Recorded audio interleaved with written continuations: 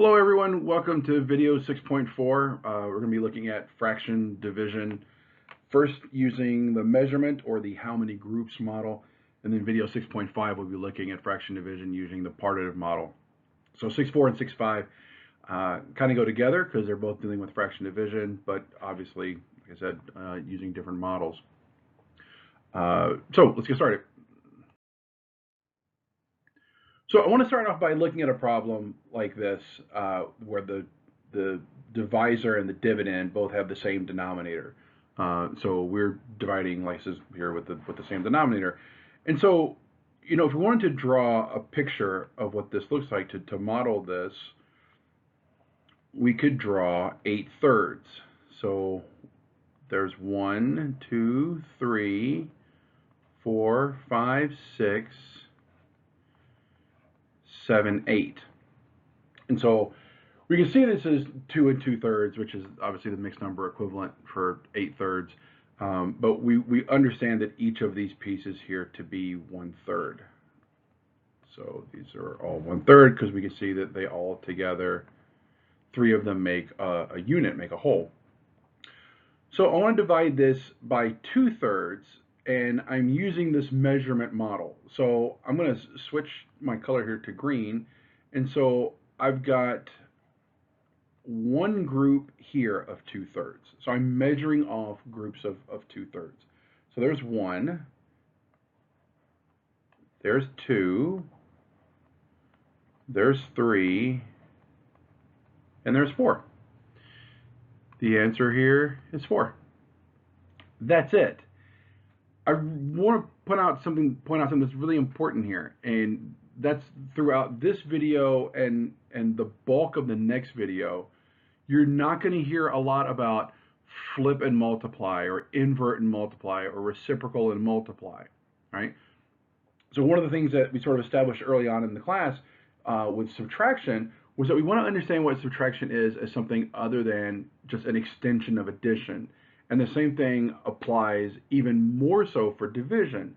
Just taking every division problem and converting it into some sort of multiplication problem really inhibits our ability to understand what division means as a process.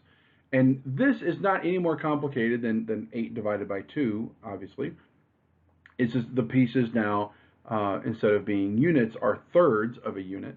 But the idea is the same. And if a student understands fractions and a student understands what we mean by the measurement model for division, this problem is really straightforward. There's no need to take the reciprocal of anything. There's no need to do the algorithm. I have 8 of something. How many groups of 2 of those can I take? 4. That's it. That's the whole idea, right? So I really want to caution you against going straight to the algorithm. Really consider what the problem is asking, really look at it, think about how we can use a model to demonstrate what the problem is asking. And if we can do a division problem as a division problem, I don't think that's asking too much, and really develop fluency with that operation. So now let's look at a problem that has different denominators like 2/3 and 1/2. So if I were to draw, let's go back here to 2/3.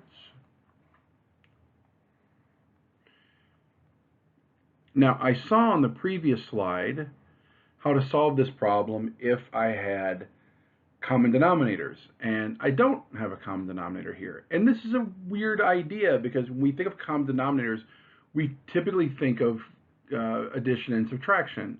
And we've talked already in class that we don't really need common denominators to do multiplication. And realistically, we don't need common denominators to do division either. But I'm going to use common denominators, or use a common denominator to prove a point about division, or at least to illustrate a point.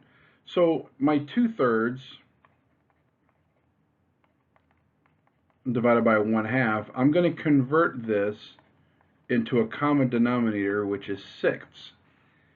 Sixths. So this becomes 4/6, and this becomes 3/6. And so I can cut this way, and so I forgot to shade this in. Let's do this. So this was my 2/3, which now becomes 4/6. So this whole rectangle was my whole. I cut it into thirds, shade 2 of those, and I'm going to cut that horizontally and make it into 6ths. So now I've got 4/6, and I want to divide this into 3/6. Now, this is a really tricky part of this, so you have to really focus and pay attention to what's going on here, because there's a really, really, really easy way to get this incorrect.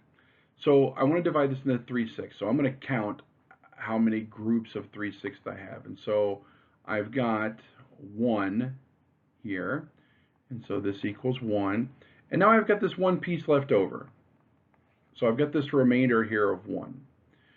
And so your instinct is going to be to write that as 1/6. Don't do that. Your other instinct might be to write that as 1/4. Don't do that either. There's 4 pieces here. This is one of the 4, but it's not 1/4. And this one piece is one of 6 that make the whole, but it's not 1/6. So this is going to be 1 1/3. Why? Because we're taking groups of 3. And so we're doing groups of 3, we're measuring off groups of 3. And so the number of units in that group is going to determine that denominator. Once these both become 6, effectively they're not important anymore. Once they become the same size, then really this is the same problem as 4 divided by 3, which is also 1 1/3. Right? So for most people, the instinct is going to be to write 1 1/6. For a small portion of people, you might even consider 1 1/4. But again, if we really understand what division is asking and what division is as an operation, then we know that that remainder is going to be taken over the size of the group, and the size of the group in this case is 3. There's 3 pieces to a group. Let's do the same problem now, 1/2 divided by 2/3. And so we see we switched the dividend and the divisor around. So we'll do the same idea. We'll take our rectangle here, and now I'll take 1/2. So I'm going to cut this. So there's my 1/2. And now I'm dividing by 2/3, and so I'm going to do the same thing that I did on the previous problem and convert these into 6ths. And so this becomes 3/6, and this becomes 4/6. Now, if you remember what we did in the previous problem, you might kind of have an idea where this is going, but if we now take this figure and break it into thirds this way, now we can see our 3/6. And we want to take a group of 4/6. So what do you think we're going to do with this? Well, we're not going to get a full group out of this. And so this is going to be less than 1. And we have no full groups, and so this would be a mixed number with a 0 as the integer part, and then simply 3/4. That's it. Now, think for a moment about the previous problem and this problem. And I'll go ahead and write both problems out. So we've got 1/2 divided by 2/3 is 3/4, and then we had 2/3 divided by 1/2 was 1 1/3. So the idea that for one problem we get something greater than 1, and in the other problem we get something less than 1 should make sense. In the first problem, we have a larger set, and we're dividing by a smaller set. So we know that smaller amount will divide in at least one time. The divisor is smaller than the dividend, so we know we're going to get something greater than 1. In this problem, we have a half, and we're dividing by 2/3. So I'm taking a smaller amount and dividing it by a larger amount. Because the divisor is larger, we're not going to get a full set out of this. So we know it's going to be between 0 and 1. we know it has to be greater than 0 because both the numbers are positive, and so we know our answer is going to be positive. So it's a positive that's less than 1. Again, I really want to stress, we're not doing any reciprocal and multiplication. We're talking about division problems as division. That's it. And this may feel kind of strange or kind of foreign, but that speaks to how much uh, teachers tend to lean on converting division problems into multiplication problems instead of developing the fluency and the proficiency around division as its own operation. So I want to look at some fact family problems and make an observation about division that may be new to you, that maybe you haven't seen before. And when we've talked about fact families before, we know that we can take a problem, like an addition problem, and find the analogous or related addition and subtraction problems. And we do the same thing with multiplication and division as well. But let's take 6/11 times 3/5, and that makes 18/55. And we should remember, we could draw our model of what this looks like and break this into 11ths, and then break this into fifths, and then shade accordingly, and find our answer here of the 18/55. We know that this rectangle is broken 11 ways vertically, 3 ways horizontally, so that makes 55 total regions that are all equal sized. 6 are shaded down, 3 are shaded across, so that's 18 that are shaded by both, and that gives us our 18/55. Once we've developed that concept and that picture, that image, then we can get into the algorithm perhaps a little bit more. But we want to make sure that we have a concrete model that we can come back to. The analogous problem to this multiplication, or the related problem, would be 3/5 times 6/11 also equals 18/55. So we can do it this way as well. And we know that multiplication is commutative, so we can switch this order around.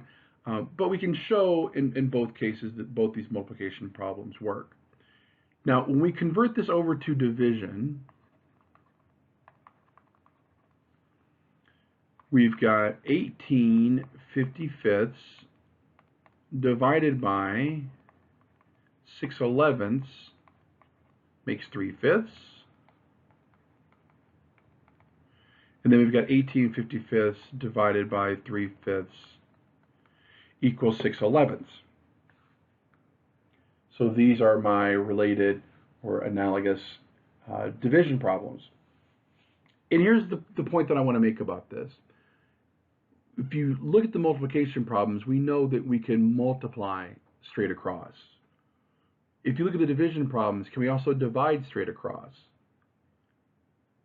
Now, it's not a process that you hear about very often. And the reason that you don't hear about it very often is because more often than not, the numbers don't divide very easily or very well. I mean, if you go back and look at the 2/3 divided by 1/2, the 2 divided by 1 works out pretty well. The 3 divided by 2 sort of doesn't. If you went through and did that problem that way, and you have a certain amount of proficiency with equivalent fractions, you'll get to the equivalent answer. I mean, you'll get there eventually. But it's not a process that we hear an awful lot about because it is so limited. But by working with this fact family idea, these relations between multiplication and division become a lot more clear, and how these processes start to come to light become a lot more evident as well. So it's not something that I would necessarily take a whole lot of time to show to a class, like I said, because it is something that is very limited in scope. There's going to be more cases where you can apply it than where you can't apply it. But it does help us see and think about division, its relation with multiplication, how we generalize and use the flexibility around the multiplication algorithm. It gives us a lot of insight into division. It makes us think about division in a different way, and that's typically a good thing. So your checkpoint problem, relatively straightforward. Solve, model, and explain 3/5 divided by 2/3. Again, I know that you know how to find the answer. If your first instinct is just to make that 3/5 times 3/2, then you probably should go back and rewatch this video, because that's not what we're trying to do. It's not that the algorithm doesn't work, and I'll come back to the algorithm a lot more in the next video and talk about that a lot more. It's not that the algorithm doesn't work, but again, we want the algorithm to be rooted in something and connected to something. Structurally, it needs to be connected to the rest of mathematics. So I want you to think about how you would solve model and explain this problem without using the standard algorithm, without using reciprocal and multiply. So if you have any questions about this or anything else from the video, please be sure to bring them to class. All right, thank you.